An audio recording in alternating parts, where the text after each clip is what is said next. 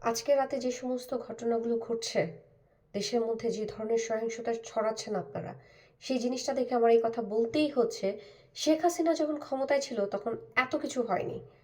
আজকে আপনারা যে সাহসটা করতে পারলেন, ডেইলি স্টার, প্রথম আলো, ছায়ানট থেকে শুরু করে সমস্ত জায়গার মধ্যে যে বিশৃঙ্খলা ঘটিয়েছেন, সেই সমস্ত কিছু গত 16 বছর কিন্তু আমরা দেখি নাই।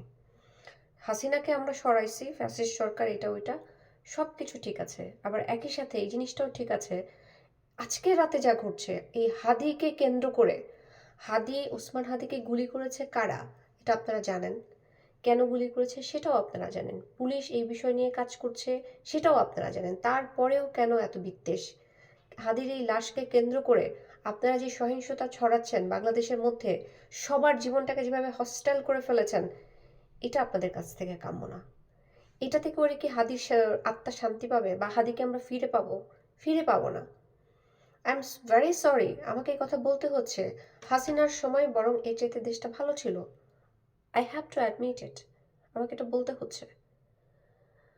আমরা হাসিনাকে সরিয়েছিলাম দেশটাকে শান্ত করার জন্য। আপনারা দেশটাকে উচ্ছৃঙ্খল করছেন। কি করতে চাচ্ছেন দেশের মধ্যে? গৃহযুদ্ধ লাগাতে চাচ্ছেন?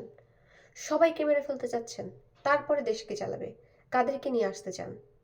বাংলাদেশের সমস্ত মানুষের জীবন যদি এরকম বিপন্ন করে ফেলেন, তাহলে বাংলাদেশটা কার হাতে তুলে দিতে যাচ্ছেন? কারা এই দেশে থাকবে? কারা এই দেশকে চালাবে? কারা এই দেশের ক্ষমতা নিবে? কারা এই দেশের রেসপন্সিবিলিটি নিবে? অন্য দেশের মানুষ? যে পরিমাণ ঘৃণা, যে পরিমাণ বিদ্বেষ বাংলাদেশের মাটিতে হচ্ছে, সেই পরিমাণ ঘৃণাটা কেন? কিসের জন্য করতেছেন?